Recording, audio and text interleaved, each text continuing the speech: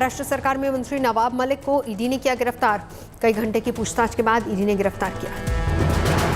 नवाब मलिक की अंडरवर्ल्ड से रिश्तों के आरोप में पूछताछ के बाद हुई गिरफ्तारी। अंडरवर्ल्ड डॉन दाऊद इब्राहिम के भाई इकबाल कास्कर ने पूछताछ में लिया था नाम। जेजे अस्पताल में हुआ नवाब मलिक का मेडिकल। पीएमएलए कोर्ट में हुई पेशी। सूत्रों के मुताबिक ईडी ने मांगी है 14 दिन की कस्टडी। मेडिकल जांच के लिए अस्पताल जाने के दौरान नवाब मलिक ने मीडिया से कहा, डरेंगे नहीं, लड़ेंगे और जीतेंगे।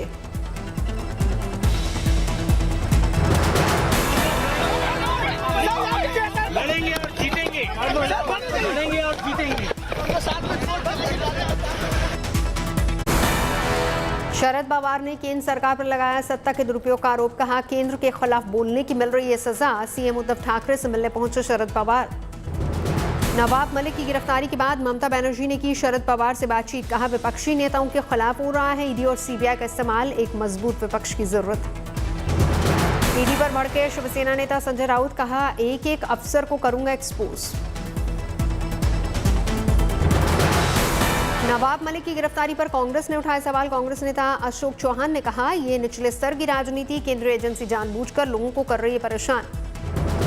बीजेपी नेता राम कदम ने साधा नवाब मलिक पर निशाना। कहा, नवाब मलिक ने बॉम्ब ब्लास्ट के आरोपी से खरीदी जमीन। यूपी विधानसभा चुनाव में चौथे चरण का मतदान खत्म। शाम 5 बजे 57% से ज्यादा हुआ मतदान। सबसे ज्यादा लखीमपुर खीरी में 62% से ज्यादा मतदान। पीलीभीत में 61% से ज्यादा हुई वोटिंग। 9 जिलों की 59 सीटों पर हुआ मतदान। 624 उम्मीदवारों की किस्मत ईवीएम में कैद। 2017 में बीजेपी ने जीती थी 59 में से 51 सीटें। सपा को 4 और बसपा कांग्रेस को मिली थी 2 सीटें। लखनऊ में आशुतोष टंडन और ब्रजेश पाठक की साख दांव पर। रक्षा मंत्री राजनाथ सिंह ने लखनऊ में डाला वोट। बोले, बीजेपी इतिहास दोहराने को तैयार। मैं आश्वस्त हूं कि भारतीय जनता पार्टी को कमोवेश उतनी ही सीटों पर विजय प्राप्त होगी। 2, 4, 10 सीटें इधर उधर हो सकती हैं। जितनी सीटों पर 2017 के विधानसभा चुनाव में भाजपा को कामयाबी हासिल हुई थी। बीएसपी प्रमुख मायावती ने मतदान केंद्र पहुंचकर सुबह डाला वोट। लोगों से की वोट डालने की अपील। बीएसपी की बड़ी जीत का भरोसा जताया। छोटे चरण के मतदाताओं से ये अपील है कि ये लोकतंत्र का उत्सव है, तो इनको वोट डालने के लिए जरूर निकलना चाहिए। अपना एक वोट इनको जरूर डालना चाहिए। चंद्रिका देवी मंदिर में मां के दर्शन के लिए पहुंचे बीजेपी उम्मीदवार राजेश्वर सिंह। पूजा पाठ के बाद किया मतदान। लखीमपुर में भारी सुरक्षा के बीच वोट डालने पहुंचे केंद्रीय मंत्री अजय मिश्रा टेनी। बीएसपी महासचिव सतीश चंद्र मिश्रा ने भी डाला वोट। बोले, 2007 की तरह बनेगी बसपा सरकार। यूपी के डिप्टी सीएम दिनेश शर्मा ने भी वोट डाला। बोले, यूपी चुनाव के बीच प्रदेश में चल रही भाजपा की आंधी, टूटेंगे सारे रिकॉर्ड। भगवा कुर्ते में वोट डालने पहुंचे योगी के मंत्री मोहसिन रजा ने पत्नी के साथ किया मतदान। लखनऊ में परिवार के साथ वोट डालने पहुंची मालिनी अवस्थी। गीत गाकर मतदान की अपील की। मतदान से पहले भगवान की शरण में पहुंचे उम्मीदवार। यूपी में मंत्री ब्रजेश पाठक ने घर में की पूजा अर्चना। मंदिर में भी लगाई अर्जी। एसपी प्रत्याशी अनुराग भदौरिया ने भी मतदान से पहले लिया भगवान का आशीर्वाद। पहले की पूजा अर्चना, फिर डाला वोट। एसपी उम्मीदवार अभिषेक मिश्रा ने भी पत्नी के साथ मतदान से पहले किया पूजा पाठ। बहुमत से जीत का दावा। लखनऊ की सरोजनी नगर सीट पर अभिषेक मिश्रा और राजेश्वर सिंह के बीच मुकाबला। अभिषेक की पत्नी ने कहा, लखनऊ के बेटे के साथ है जनता। उन्नाव सदर से कांग्रेस उम्मीदवार आशा सिंह ने भी किया मतदान। बोली, कांग्रेस की सरकार में महिलाओं को मिलेगी न्याय। 5वें चरण के लिए बीजेपी ने लगाया जोर। यूपी के बाराबंकी में प्रधानमंत्री मोदी की रैली। कहा, यूपी चुनाव देश के विकास के लिए महत्वपूर्ण। प्रधानमंत्री मोदी ने विपक्ष पर लोगों को बहकाने का आरोप लगाया। कहा, परिवारवादी गरीबों का विकास नहीं चाहते। गौर परिवारवादियों ने यूपी के लोगों को कभी खुलकर अपना सामर्थ्य दिखाने का अवसर ही नहीं दिया। यूपी के कौशाम्बी में भी प्रधानमंत्री मोदी ने साधा विपक्ष पर निशाना, कहा बीजेपी सरकार ने परिवारवादियों के सारे खेल का दी एंड कर दिया। जब इन परिवारवादियों का शासन था तो क्या क्या होता था। इन लोगों के हाथ में कभी यूपी की सुरक्षा नहीं दी जा सकती। यूपी के अमेठी में बोले योगी, माफिया गले में तख्ती लटकाकर कर रहे हैं सरेंडर। योगी का बड़ा आरोप, बोले पहले नौकरी के नाम पर होती थी वसूली, बीजेपी ने दिया भ्रष्टाचार मुक्त शासन। योगी के पहले नौकरी निकलती थी, सिपाही खानदान वसूली पे निकल पड़ता था। हमने 5 लाख नौजवानों को सरकारी नौकरी दी। बहराइच से अखिलेश ने किया पलटवार, बोले सफेद झूठ बोलते हैं बीजेपी के नेता, दूसरे चरण में ही ठंडी हो गई सबकी गर्मी। अखिलेश ने केंद्र पर साधा निशाना, बोले सरकारी संपत्तियां बेच रही है बीजेपी, गरीबों से ज्यादा अमीरों की फिक्र। और जब बिक जाएगा सब तो बताओ नौकरी मिलेगी कि नहीं मिलेगी?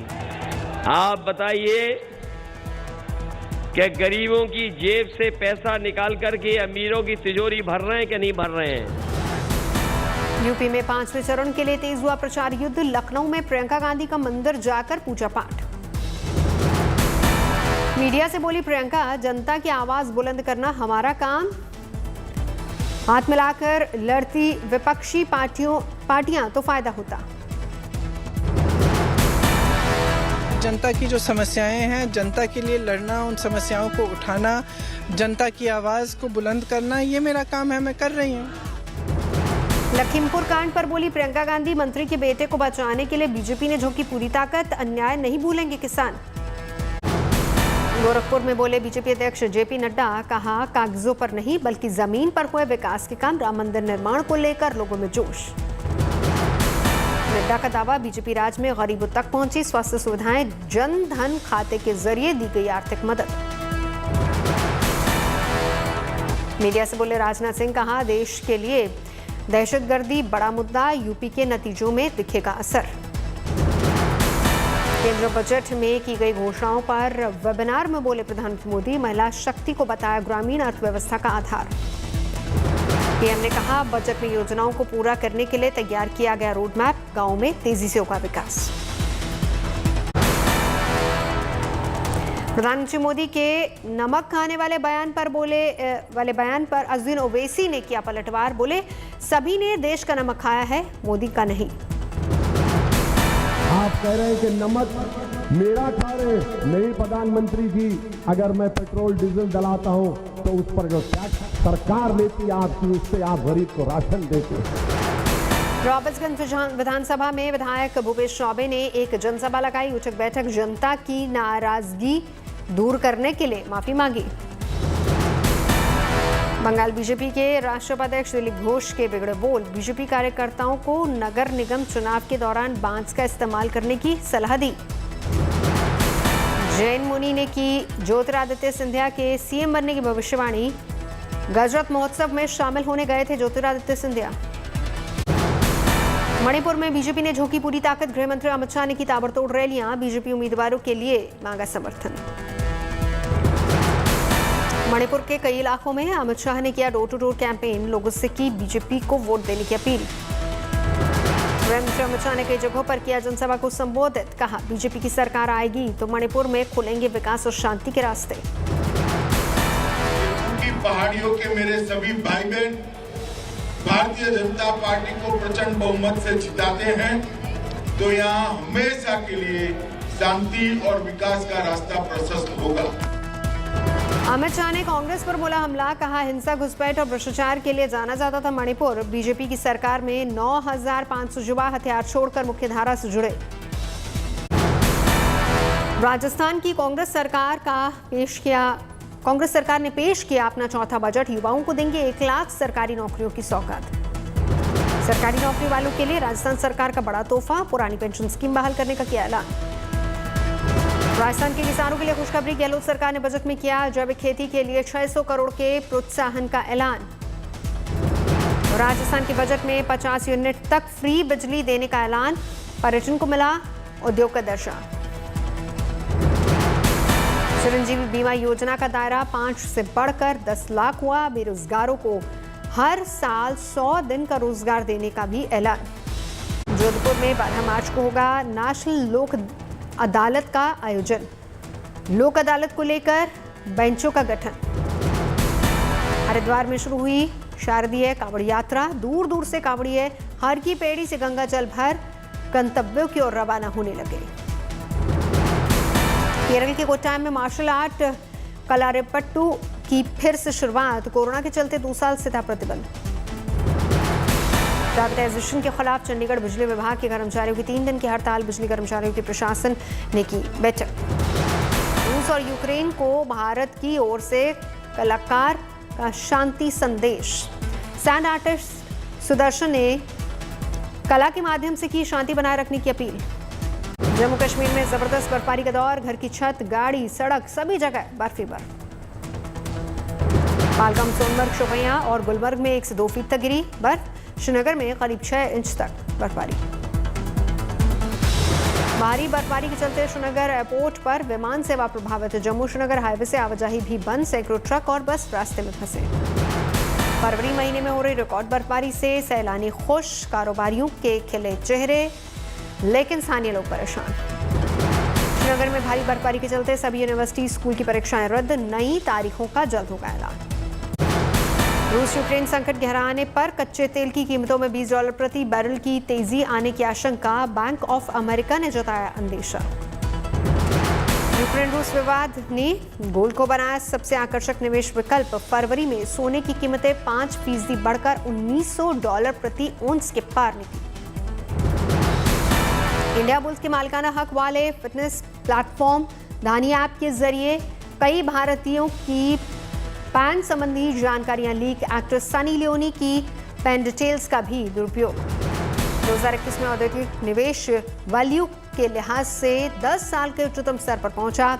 DPIIT के आंकड़ों के मुताबिक संख्या के हिसाब से ये अभी भी 4 साल के न्यूनतम स्तर पर मौजूद। क्रिप्टो करेंसी पर 30% टैक्स के ऐलान के बावजूद भारतीयों की क्रिप्टो निवेश में दिलचस्पी बढ़ी। यूक्रेन विवाद को लेकर रूस की बढ़ी मुश्किलें, अमेरिका ने किया रूस के खिलाफ आर्थिक पाबंदियों का ऐलान। राष्ट्रपति जो बाइडेन ने कहा रूस की हर गतिविधि पर है नजर, यूक्रेन को जारी रहेगी हथियारों की आपूर्ति। अमेरिका के बाद विश्व ने भी लगाई रूस पर पाबंदी, 5 रूसी बैंकों और 3 अरबपतियों को किया बैन। कनाडा, जापान ने भी रूस पर किया पाबंदियों का ऐलान। संसद में जस्टिन ट्रूडो का बयान, रूस के खुलेआम उकसावे वाली कार्रवाइयों से दुनिया में सुरक्षा और शांति को है खतरा। आर्थिक प्रतिबंध पर बोले रूस के राष्ट्रपति व्लादिमीर पुतिन, नाटो में शामिल न हो यूक्रेन तो निकल सकता है संकट का समाधान, अब भी खुले हमारे द्वार। यूक्रेन के साथ तनातनी के बीच रूसी संसद से व्लादिमीर पुतिन को मिला समर्थन, देश से बाहर सेना का इस्तेमाल करने की मिली राष्ट्रपति को इजाजत। संसद से हरी झंडी मिलने के बाद बॉर्डर की तरफ से रूस के सैनिकों के बढ़ने की सूचना, सैटेलाइट तस्वीरों से खुलासा। पुतिन को मिला सीरिया और वेनेजुएला का साथ, पुतिन के कदम को सीरिया ने सही ठहराया। वेनेजुएला के राष्ट्रपति ने भी पुतिन के समर्थन का किया ऐलान। गुरुवार को होने वाली रूस और अमेरिका के विदेश मंत्रियों की बैठक रद्द, पुतिन और बाइडेन के बैठक पर भी लटकी तलवारें। अमेरिकी विदेश मंत्री एंटनी ब्लिंकन का बयान, रूस ने कूटनीतिक को पूरी तरह से खारिज किया तो बैठक का कोई मतलब ही नहीं।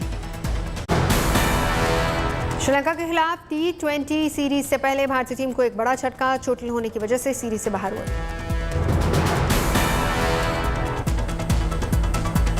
श्रीलंका के खिलाफ T20 सीरीज में जडेजा, बुमराह की वापसी, बुमराह पेस बॉलिंग अटैक का नेतृत्व करेंगे। विराट कोहली की अनुपस्थिति में श्रेयस अय्यर को तीसरे क्रम पर बैटिंग करने का मौका मिल सकता है। टीम में वापसी करने वाले संजू सैमसन का 4थे नंबर पर बल्लेबाजी। लखनऊ T20 से 24 घंटे पहले श्रीलंका को बड़ा झटका, star player Wanindu Hasaranga series से बाहर। वानिंदु असरंगा ऑस्ट्रेलिया में कोरोना पॉजिटिव पाए गए थे, लेकिन उनका ताज़ा रिपोर्ट नेगेटिव नहीं आया। शाहरुख खान की बेटी आर्यन खान कर रहे हैं बॉलीवुड में डेब्यू की तैयारी, लेकिन वो एक राइटर के तौर पर करेंगे डेब्यू। आर्यन 2 वेब सीरीज, एक फीचर फिल्म के आइडिया पर कर रहे हैं काम। उनकी फिल्म रेड चिलीज करेगी प्रोड्यूस। रणदीप हुड्डा नेटफ्लिक्स की सीरीज कैट में नजर आएंगे। सीरीज में एक अंडरकवर जासूस की भूमिका निभा रहे Randeep. Power pack crime thriller है कैट। पंजाब के भीतरी इलाकों की कहानी पर आधारित अपने चेहरे पर एक जख्म के साथ काफी अलग लग रहे रणदीप हुड्डा। दीपिका पादुकोण ने फिल्मफेयर मैगजीन के लिए कराया बोल्ड फोटोशूट में फिल्म गहराइयां के पूरी स्टार कास्ट मौजूद।